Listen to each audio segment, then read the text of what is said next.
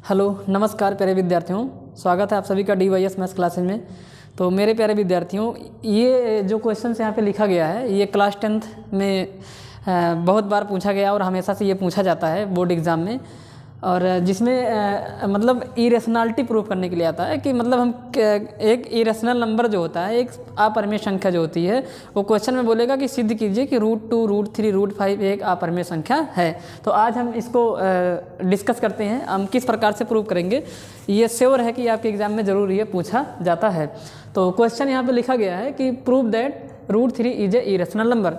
तो सबसे पहले बता देते हैं कि इरेशनल नंबर क्या होता है। तो इरेशनल नंबर वह नंबर होता है जो नॉन टर्मिनेटिंग, नॉन रिपीटिंग होता है, यानी कि ना तो वो कभी ख़त्म होता है और ना ही कभी वो रिपीट करता है, या ऐसे नंबर्स जो नॉट कंप्लीट, मतलब जो एक परफेक्ट स्क्वायर नहीं होते हैं, परफेक्ट क्यूब नहीं होते हैं, वो सारे के सारे नंबर, यानी कि ना तो वो पूर्ण वर्ग होते हैं, यानी कि उनका स्क्वायर रूट नहीं निकल पाता है, निकलता है तो कुछ नंबर रूट में रह जाते हैं, यानी कि सारे का जो पेयर है वो कंप्लीट नहीं हो पाता है, ना तो वो क्यूब रूट निकल पाता उसका। तो ऐसे सारे नंबर जो होंगे वो एक इरेशनल नंबर होते हैं। तो हम बात करते हैं कि √3 को हम कैसे इरेशनल नंबर प्रूव करते हैं, इस पर डिस्कस करते हैं। तो इसके लिए एक मेथड यूज करते हैं जिसका नाम है method of contradiction. Method of contradiction में क्या करते हैं कि जैसे मान लीजिए कोई मतलब किसी चीज़ को अगर मुझे प्रूव करना है, तो सबसे जैसे मान लीजिए मैं कहता हूँ कि मेथड ऑफ कंट्राडिक्शन में जैसे मैंने बोल दिया कि √3 जो है वो, या मान लीजिए किसी व्यक्ति को मैंने बोल दिया कि ये कोई व्यक्ति है जो झूठा है। क्या वो कोई झूठा व्यक्ति है, मतलब वो ईमानदार नहीं है, पर मुझे प्रूव करना कि वो झूठा है। तो इसके लिए मैं क्या करूँगा, इसके लिए मैं उसको ये मान के चलूँगा, मैं मान लूँगा कि वो आदमी झूठा नहीं है, वो ईमानदार है, सच्चा आदमी है। पर जब उस पर मैं काम करने लगूँगा, यानी कि मैं उसको सच्चा दिखाने की कोशिश करूँगा, तो वहाँ पे कुछ मिस्टेक्स आ जाएंगे, और जो मिस्टेक्स होंगे वो कहीं ना कहीं जो हमने मान लिया है, हमने माना है जो कि वो एक ईमानदार है, जबकि वो क्या था, वो झूठा था। तो जब हम उसको ईमानदार घोषित करने की कोशिश कर रहे थे, तो उसमें कुछ गलतियां होंगी, जिसका कारण यही है कि जो हमने उसको ईमानदार माना, तो वापस से वो क्या निकल जाएगा, झूठा निकल जाएगा। यानी कि जिस बात को मुझे प्रूव करना है मैं उसका अपोजिट लेके चलूँगा। इसको बोलते हैं मेथड ऑफ कंट्राडिक्शन। तो ध्यान से देखिए इसको कैसे करते हैं, तो आपको इस पर फोकस करना है।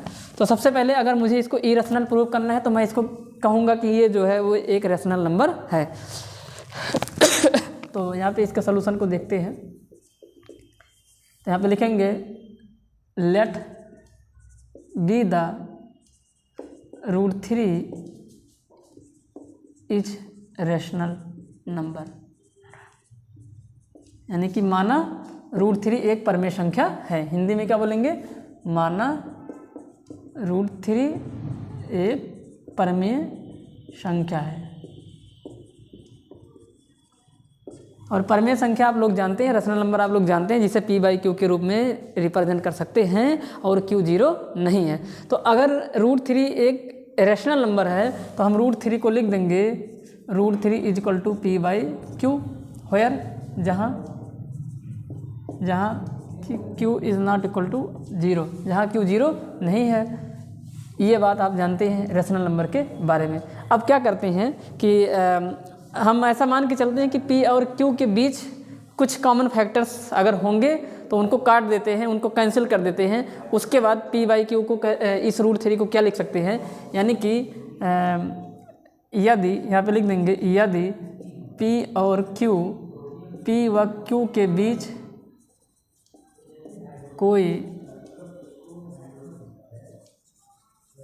कोई कॉमन फैक्टर हो।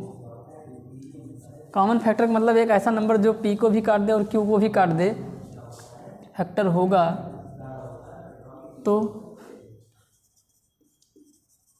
उसे हम cancel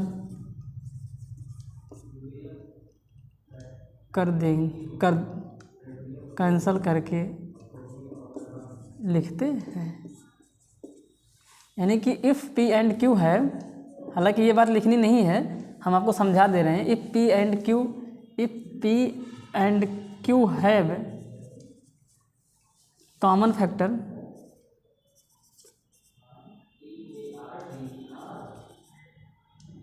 common factor, then we cancel them and we get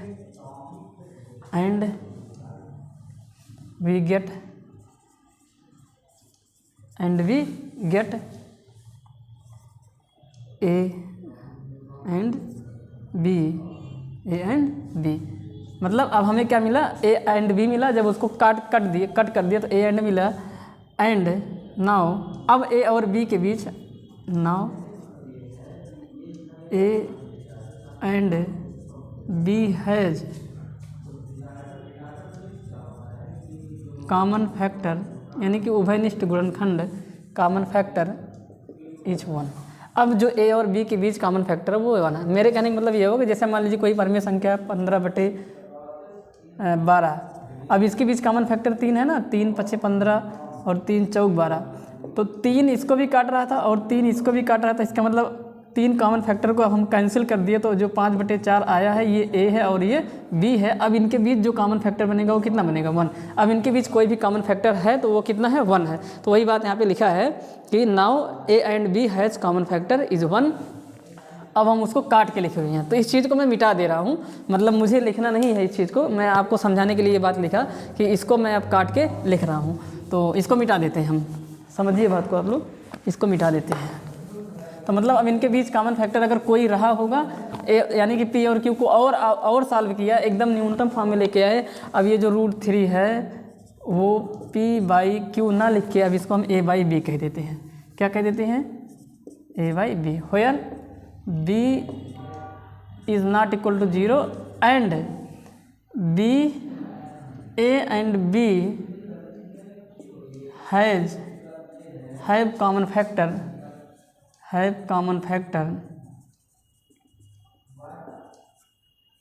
1।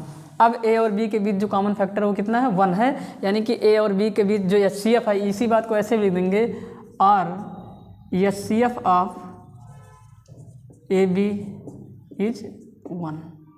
HCF of is 1, यानी कि अब इसका जो HCF है 1 के बराबर है। तो मतलब इसी P/Q को ही आगे सॉल्व कर दिया गया। अगर मान लेते हैं कि ऐसा कि वो कट रहा है तो कट के अब ये बाई भी आ गया। भाई जब कटा ना, ध्यान से देखिए, जब 15/12 कटा तो कुछ दूसरा नंबर आया ना, तो इसलिए मुझे दूसरे मतलब संकेत से दिखाना पड़ेगा, इसलिए यहाँ पे A और B लिखा हूँ। अब क्रॉस मल्टीप्लाई कर लेंगे यहाँ पे, तो यहाँ पे आ जाएगा, या क्रॉस मल्टीप्लाई नहीं, दोनों पक्षों का स्क्वायर कर देंगे तो यहाँ आ जाएगा 3, और यहाँ पे लिखना squaring on both sides, squaring on both sides, दोनों पक्षों का वर्ग करने पर। तो जब दोनों पक्षों का वर्ग करेंगे तो √3 का स्क्वायर, एक बार लिख देते हैं, √3 का स्क्वायर इक्वल टू A/B का होल स्क्वायर। तो √3 का स्क्वायर 3 होता है, और इधर आ गया A²/B²। इसको तिरछा गुणा कर देंगे तो यहाँ पे आ जाएगा 3B² इक्वल टू A², या यहाँ पे इसको ऐसे बोल देंगे कि B² इक्वल टू A²/3। इस चीज़ को अच्छे से समझिए। इसको मान लीजिए कोई एक इक्वेशन चलिए मान लेते हैं, या फिर जो है, हाँ चलिए इसको अच्छे से समझिए। ये A²/3 का मतलब ये हुआ कि 3 जो है वो डिवाइड कर रहा है किसको, A² को। भाई 3 नीचे, तो इसका मतलब 3 A² को डिवाइड कर रहा है, इसका ये मतलब निकल के आता है। तो यहाँ पे मैं लगाता हूँ, यहाँ पे मैं लिखता हूँ, तो इसका मतलब है कि A3 it means 3 divides A², यानी कि 3 A² को, 3 जो है वो A² को विभाजित करता है,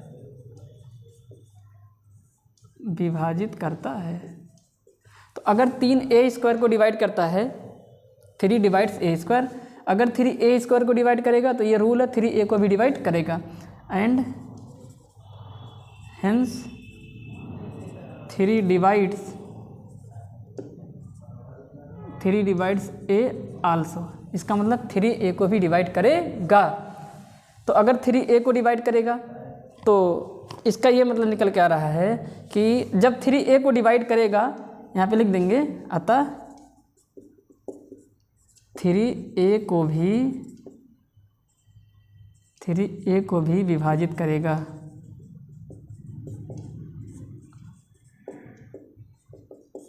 तो अगर 3 A को विभाजित करेगा तो इसका मतलब है कि A/3 और जब a/3 करेंगे तो कुछ नंबर आएगा, और मान लेते हैं वो कितना है, c है। a/3 अगर 3a को डिवाइड करता है तो इसका मतलब a/3 एक नंबर है, तो इसका मतलब है, अब इसको क्रॉस मल्टीप्लाई करा देंगे यहाँ पे, तो a = 3c। अब दोनों पक्षों का स्क्वायर कर देंगे, again squaring on both sides. दोबारा से दोनों पक्षों का स्क्वायर करेंगे। जब दोनों पक्षों का स्क्वायर करेंगे, यहाँ पे लिखते हैं, तो इसका मतलब निकल कर आ रहा है कि a² = 3 का स्क्वायर c का स्क्वायर, यानी कि ये 9 हो जाएगा। 9c का क्या है, होल स्क्वायर। a² = 9c का होल स्क्वायर। जब दोनों पक्षों का यहाँ पे स्क्वायर करेंगे तो यही आएगा, ठीक है। उसके बाद ध्यान से सुनिए, इस a² की वैल्यू को उठा के हम इसको यहाँ पे रख देंगे। ये मान लीजिए क्वेश्चन नंबर फर्स्ट था, तो put the value of a² in question number first. अब यहाँ से क्या कर देंगे, a² की वैल्यू इक्वेशन फर्स्ट में आ रहा है कि नहीं आ रहा है, साइड में a² की वैल्यू इक्वेशन फर्स्ट में पुट करने पर तो जब a² की वैल्यू क्वेश्चन नंबर फर्स्ट में पुट करेंगे तो यहाँ से क्या बन जाएगा, तो यहाँ से बन जाएगा b² = a² के स्थान पे लिख देंगे 9c का स्क्वायर, और अपान में कितना आ जाएगा, 3। तो ये इससे कट जाएगा, तो यहाँ पे क्या बन जाएगा, b² = 3c²। तो c² = b²/3।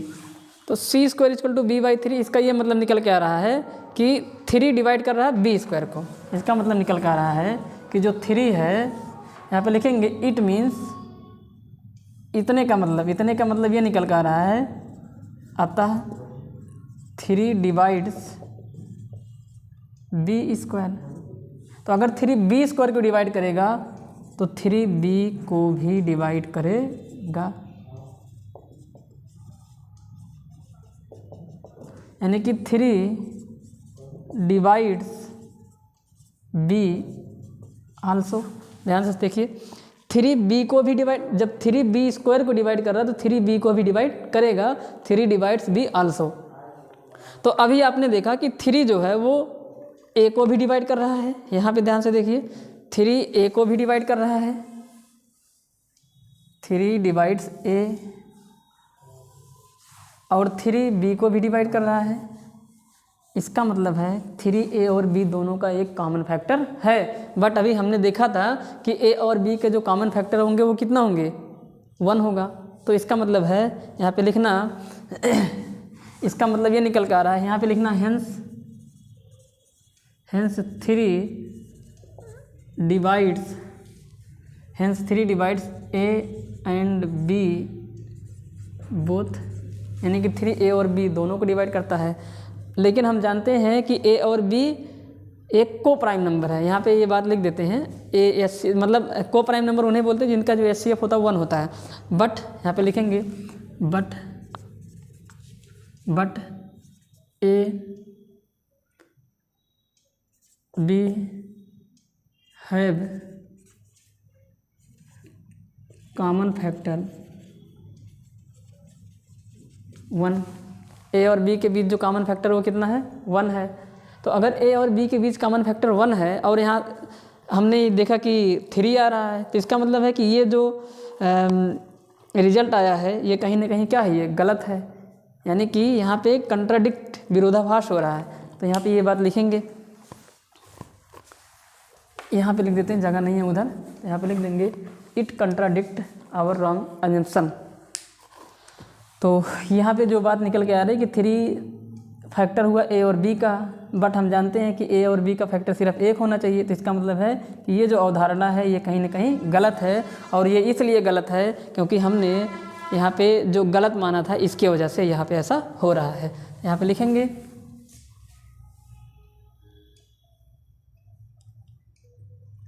लिखेंगे this fact is contradict due to our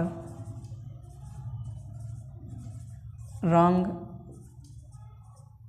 assumption, मतलब यह अवधारणा, यह तथ्य हमारे द्वारा मानी गई, यह तथ्य हमारे द्वारा मानी गई गलत अवधारणा के कारण उत्पन्न हो रही कौन सी गलत अवधारणा? जो हमने ये मान रखा है कि √3 एक रेशनल नंबर है। इसी गलत अवधारणा के कारण यहाँ पे जो 3 A और B का कॉमन फैक्टर आ रहा है उसका कारण यही है। तो इसका मतलब है कि हमने गलत माना है, तो सही क्या है कि √3 एक अपरिमेय संख्या है। अतः √3 एक अपरिमेय संख्या है।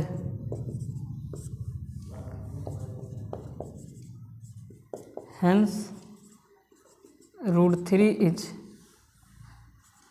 an irrational number।